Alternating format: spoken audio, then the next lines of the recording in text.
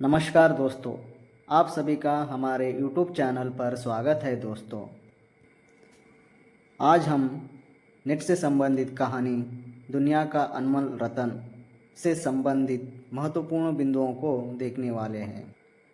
इससे पहले हमने कहानी का स्वरवाचन किया है और उस कहानी के अंतर्गत हमने महत्वपूर्ण बिंदुओं को हाईलाइट कर रखा था।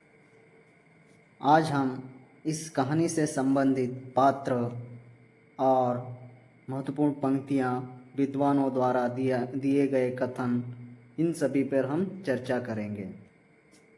उसके साथ साथ हमने जो कल कहानी पढ़ी थी उसके अंतर्गत जो हाईलाइट कर रखे बिंदु थे उस पर भी हम चर्चा करेंगे कि वहाँ से प्रश्न किस तरह से पूछा जाएगा। इस कहानी के अंतर्गत घटनाओं का जिक्र किया गया है। जैसे कि हम कहानी की शुरुआत में ही देख सकते हैं, दिलफिगार एक कंटीले पेड़ के नीचे दामन चाक किए बैठा हुआ खून के आंसू बहा रहा है। यह भी एक घटना का वर्णन है दोस्तों।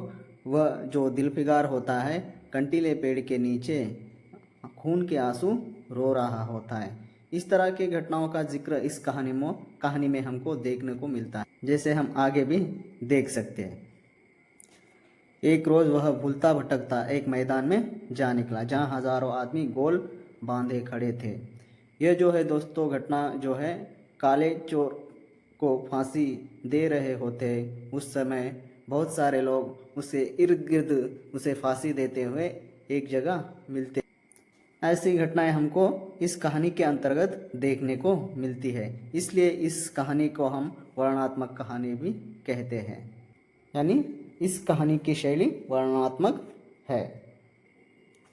तो चले हम इस कहानी से संबंधित महत्वपूर्ण बिंदुओं को देखेंगे। कहानी है दुनिया का अनमोल रत्न, जिसके लेखक है मुंशी प्रेमचंद जी। और इस कहानी का जो प्रकाशन है 1907 है। यह जो प्रकाशन हुआ है यह किस पत्रिका में हुआ है? वह है जमाना पत्रिका। और यह जो कहानी है सोजे वतन नामक कहानी संग्रह में प्रकाशित हुई है। ये जो सोजे वतन कहानी संग्रह है यह कब प्रकाशन में आया? तो यह 1908 में प्रकाशन में आया है। और इस कहानी की जो शैली है वर्णनात्मक शैली है। दोस्तों, इस कहानी से ही जो नवाब राय होते हैं आगे चलकर प्रेमचंद बन जाते हैं, क्योंकि अंग्रेज सरकार द्वारा इस कहानी संग्रह को जब्त कर लिया जाता है और उसे जला दिया जाता है। इसलिए प्रेमचंद जी को अपना नाम बदलना पड़ता है। वह नवाब राय से प्रेमचंद बन जाते हैं। तो चले आगे देखते हैं कहानी के महत्वपूर्ण बिंदु। दुनिया का सबसे अनमोल रत्न प्रेमचंद की पहली कहानी मानी जाती है। प्रेमचंद हिंदी, उर्दू, फारसी, बांग्ला, गुजराती और मराठी के जानकार थे। मुंशी दया नारायण निगम कानपुर से प्रकाशित होने वाली एक उर्दू पत्रिका जमाना के संपादक थे। इन्होंने ही प्रेमचंद की कहानी दुनिया का सबसे बड़ा अनमोल रत्न को 1907 में प्रकाशित किया था। उन्होंने ही नवाब राय को प्रेमचंद नाम दिया था। जमाना पत्रिका के बाद यह कहानी उर्दू कहानी संग्रह सोजे वतन में प्रकाशित होती है और सोजे वतन का जो प्रकाशन है 1908 में होता है। इस कहानी संग्रह में 5 कहानियां हैं। इस कहानी संग्रह के कारण प्रेमचंद को कोप का भाजक बनना पड़ा, यानी ब्रिटिश सरकार द्वारा इसे जब्त कर लिया जाता है और उसे जला दिया जाता है। इसके संदर्भ में मुंशी प्रेमचंद जी ने बनारसी दास चतुर्वेदी के प्रश्नों के उत्तर देने के क्रम में लिखते हैं, मैंने 1907 में गल्प लिखना शुरू किया। सबसे पहले 1908 में मेरा सोजे वतन जो 5 कहानियों का संग्रह है वह जमाना प्रेस से निकला था, पर उसे हमीरपुर के कलेक्टर ने मुझसे लेकर जलवा दिया था। उनके ख्याल से वह विद्रोहात्मक था। हालांकि तब तक उसका अनुवाद कई संग्रहों और पत्रिकाओं में निकल चुका था। आगे देखते हैं। सोजे वतन, सोजे वतन का जो अर्थ है देश का मातम, सोजे वतन का जो अर्थ है देश का मातम। इसकी पांचों कहानियाँ उर्दू में हैं दोस्तों। ये जो कहानी संग्रह सोजे वतन है यह उर्दू कहानी संग्रह है। ये पांचों कहानियाँ उर्दू कहानियाँ थी। तो इसमें जो 5 कहानियाँ थी उनके नाम हम इस यहाँ पे देख सकते हैं। मैंने लिखा है यहाँ पे, एक बार देख लीजिएगा और इसे याद कर लीजिएगा। दुनिया का सबसे अनमोल रतन, शेख मखमूर, यही मेरा वतन है इसलिए मातम, यानी इसका जो अर्थ है शोक का मातम, शोक का पुरस्कार। इश्क दुनिया हुब्बे वतन, इसका जो अर्थ है सांसारिक प्रेम और देश प्रेम। आगे देखते हैं। इस कहानी में जो दुनिया का सबसे अनमोल रतन है वह खून का आखिरी कतरा जो देश की हिफाजत में गिरे दुनिया की सबसे अनमोल चीज़ बताई गई है। इस कहानी के 3 रत्न माने गए हैं। पहला जो है पवित्र आंसू, जो काला चोर होता है ना, उसको फांसी दी जाती है उस समय, वो जो उसकी भावनाएं बचपन की ओर ले जाती है और एक बच्चे को देखकर वह महसूस करने लगता है और रो पड़ता है। दूसरा जो रतन है वो है सती की राख। तीसरा है देश सेवा में गिरा हुआ खून का आखिरी कतरा। तो आपको इनके बारे में भी पूछ लिया जाएगा, इसलिए आप इसे याद रखिए। आगे जो है कहानी का विषय वस्तु, यानी कहानी के जो विषय वस्तु है इस तरह है। यह कहानी सच्चे प्रेम की परीक्षा और राष्ट्रभक्ति के सर्वोच्च बलिदान पर आधारित है। इस कहानी में अनमोल रतन के रूप में देशभक्ति को दर्शाया है। इस कहानी में प्रेम के लिए संघर्ष दिखाया गया है। कहानी का अंत सुखद है दोस्तों। यह कहानी तत्कालीन स्वतंत्रता आंदोलन को एक नई दिशा देता है। ये जो कहानी है दोस्तों उस समय की है जिस समय ब्रिटिश सरकार अपना शासन चला रहा था भारत के ऊपर। उस समय स्वतंत्रता आंदोलन की लड़ाई भी लड़ रहे थे हम। तो यह कहानी तत्कालीन स्वतंत्रता आंदोलन को एक नई दिशा देता है। इस कहानी में प्रेम के आदर्श स्वरूप एवं पवित्रता का चित्रण दिखाई देता है हमको। आगे हम कहानी के पात्रों को देखेंगे। दिलफिगार कहानी का मुख्य पात्र है जो दिलफरेब से बेपनाह प्रेम करता है। वह अपने प्रेम को सिद्ध करने के लिए कुछ भी करने के लिए तैयार है, यानी एक जाबाज लड़का है।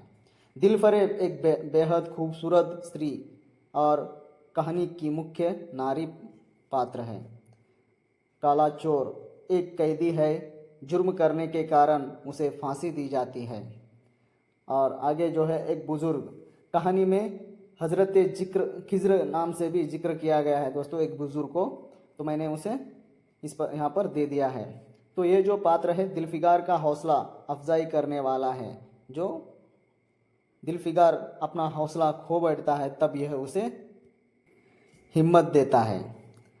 आगे जो है सुरमा सिपाही, जो अपने वतन के लिए अपनी जान कुर्बान करने वाला, इसी के खून को दुनिया का सबसे अनमोल रतन कहा गया है। कहानी के जो मुख्य पात्र हैं दिलफिगार और दिलफरेब, जो काला चोर एक बुजुर्ग, सुरमा सिपाही, ये जो है दोस्तों ये आप गौण पात्र के रूप में भी ले सकते हैं। आगे देखते हैं कहानी की महत्वपूर्ण पंक्तियाँ। आजकल कहीं से भी प्रश्न बनाया जा रहा है, कहानी के बीच में से या कहीं से भी प्रश्न बनाया जा रहा है। इस तरह की पंक्तियों से जब सवाल पूछा जाता है तो हमें दिक्कतें होती हैं। जब तक हम मूल कहानी को नहीं पढ़ते हैं तब तक इन पंक्तियों का जो प्रश्न बनता है उसे हम हल नहीं कर सकते, क्योंकि जब हम कहानी पूरी तरह से पढ़ेंगे, उसे समझेंगे, तब जाकर इस तरह के प्रश्नों का उत्तर हम दे सकेंगे। तो मेरा कहने का मतलब यह है कि आप पहले कहानी को पढ़ लीजिएगा। अगर आप पढ़ोगे तो कहीं से भी प्रश्न दिया जाए, कहानी के बीच में से प्रश्न दिया जाए या उसके तथ्य से प्रश्न पूछा जाए, आप आसानी से करोगे, क्योंकि आपने कहानी पढ़ी है। जैसे ही वहाँ पे पंक्ति दी जाएगी आपके दिमाग में कहानी का नाम आ जाएगा। इसलिए मेरी एक सूचना है कि आप सभी लोग मूल कहानी को ज़रूर पढ़ लीजिएगा। अगर आप नहीं पढ़ पा रहे तो हमारा एक स्वरवाचन का वीडियो है, उसे भी आप देख सकते हैं। इसलिए हमने पहले कहानी का स्वरवाचन कर रहे हैं, बाद में उस कहानी से संबंधित महत्वपूर्ण तथ्यों को महत्वपूर्ण बिंदुओं पे चर्चा कर रहे हैं ताकि आपको आसानी हो। तो देखिए यहाँ पे कहानी की महत्वपूर्ण पंक्तियाँ इस तरह है। दिलफिगार एक कंटीले पेड़ के नीचे दामन चाक किए बैठा हुआ खून के आंसू बहा रहा था। वह सौंदर्य की देवी यानी मलका दिलफरेब का सच्चा और जान देने वाला प्रेमी था। उन प्रेमियों में नहीं जो इत्र फुलेल में बसकर और शानदार कपड़ों से सजकर आशिक के वेश में माशूकियत का दम भरते हैं, बल्कि उन सीधे साधे भोले भाले फिदाइयों में जो जंगल और पहाड़ों से सर टकराते हैं और फरियाद मचाते फिरते हैं। ये जो पंक्ति है दोस्तों, कहानी की शुरुआती पंक्ति है। अगली जो पंक्ति देखेंगे हम, अगर तू मेरा सच्चा प्रेमी है तो जा और दुनिया की सबसे अनमोल चीज़ लेकर मेरे दरबार में आ, तब मैं तुझे अपनी गुलामी में कबूल करूँगी। ये जो पंक्ति है दोस्तों, यह दिलफरेब के द्वारा दिलफिगार को कहा जाता है। जो अगली पंक्ति, मैं घड़े बराबर मोती को खोज में जा सकता हूँ, मैं समुंदर का गीत, पत्थर का दिल, मौत की आवाज़ और इनसे भी ज़्यादा बेनिशान चीज़ों की तलाश में कमर कस सकता हूँ। हाँ, ये जो पंक्तियाँ हैं दोस्तों, ये दिलफिगार की हैं। अगली, खुदा के वास्ते मुझे एक पल के लिए फांसी से उतार दो ताकि अपने दिल की आखिरी आरज़ू निकाल लूँ। ये जो पंक्ति है दोस्तों, काले चोर द्वारा कही गई है। अगली जो पंक्ति है, प्रेमिका ने अपने को प्रेमी पर निछावर कर दिया और दो प्रेमियों के सच्चे पवित्र अमर प्रेम की अंतिम लीला आँख से ओझल हो गई। दोस्तों ये जो पंक्ति है, चंदन की चिता पर अपने पति के साथ बैठी हुई एक प्रेमिका की है, उसके लिए यह कथन कहा गया है प्रेमचंद के द्वारा। देखिए अगली जो पंक्ति है, तू मोहब्बत का दावा करता है और तुझे इतनी भी खबर नहीं कि मजबूत इरादा मोहब्बत के रास्ते की पहली मंजिल है। मर्द बन कर हिम्मत ना हार, पूरब की तरफ एक देश है जिसका नाम हिंदुस्तान है, वहाँ जा और तेरी आरजू पूरी होगी। ये जो है दोस्तों, एक बुजुर्ग दिलफिगार को कहता है, क्योंकि वह हौसला खो जाता है, तब एक बुजुर्ग आकर उनका जो हौसला अफजाई करता है। जो अगली जो पंक्ति है, मैं अपनी माँ का बेटा और भारत का सुपूत हूँ। यो जो पंक्ति है सुरमा सिपाही की है, जो दिलफिगार को कहता है। जब दिलफिगार पूछता है कि कौन हो तुम, तब वो जाके यह पंक्ति कहता है सिपाही, मैं अपनी माँ का बेटा और भारत का सुपूत हूँ। अगली जो पंक्ति है, खून का वह आखिरी कतरा जो वतन की हिफाजत में गिरे, दुनिया की सबसे अनमोल चीज़ है। दोस्तों आपको ऐसा भी प्रश्न पूछा जाएगा कि जो दुनिया की सबसे अनमोल चीज़, खून का आखिरी कतरा, जो लिखित रूप में कहाँ पर देखा जाएगा, तो तख्ती, कहानी में तख्ती का जिक्र किया गया है। इसे आप मत भूलिएगा। इस तरह से प्रश्न बन सकते। मैं इसके बाद सीधा कहानी के महत्वपूर्ण बिंदुओं पे ही चर्चा करेंगे। कल जो हमने हाईलाइट कर रखे थे उस पे भी आज हम चर्चा कर लेंगे। आगे कहानी से संबंधित विद्वानों के कथन। पहला कथन देखिए, प्रेमचंद की कहानी दुनिया का अनमोल रतन, मानवता के सच्चे मूल्य को पहचानने की कहानी है। इसमें उन्होंने दिखाया है कि धन, सत्ता, वैभव नहीं, बल्कि सत्य, करुणा और प्रेम ही संसार के सबसे अनमोल रतन हैं। यह जो कथन है दोस्तों कहानी से संबंधित डॉक्टर नामवर सिंह जी का है। अगला कथन देखिए, यह कहानी प्रेमचंद के नैतिक दर्शन की प्रारंभिक झलक प्रस्तुत करती है। यहाँ वे यह स्पष्ट करते हैं कि बाहरी संपत्ति क्षणिक है, किंतु आत्मिक मूल्य और सदाचार ही स्थायी है। ये जो कथन है दोस्तों कहानी से संबंधित आचार्य हजारी प्रसाद द्विवेदी जी का है। अगला कथन, प्रेमचंद ने दुनिया का अनमोल रतन में समाज के लोभ और अहंकार पर तीखा व्यंग्य किया है। कहानी का केंद्र बिंदु ये है कि मानवता का सबसे बड़ा खजाना उसके सद्गुण हैं, ना कि भौतिक वस्तुएं। ये जो कथन दिया गया है दोस्तों, रामविलास शर्मा जी के द्वारा दिया गया है। अगला कथन देखिए, इस कहानी में प्रेमचंद ने प्रतीकात्मक शैली का प्रयोग कर यह बताया कि जब तक मनुष्य अपने भीतर झांकना नहीं सीखता तब तक वह सच्चे अनमोल रतन को नहीं पहचान सकता। यह जो कथन है दोस्तों, डॉक्टर नागेश्वर लाल अग्रवाल जी का है। अगला जो कथन है, दुनिया का अनमोल रतन केवल एक नैतिक कथा नहीं बल्कि सामाजिक चेतना की कहानी है। प्रेमचंद यहाँ संदेश देते हैं कि मनुष्य की सबसे बड़ी पूंजी उसका हृदय और विवेक है।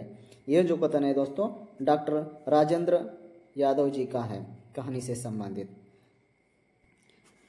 यह थी कहानी दुनिया का सबसे अनमोल रत्न और उससे संबंधित महत्वपूर्ण बिंदु और तथ्य हमने यहाँ पर देखे हैं।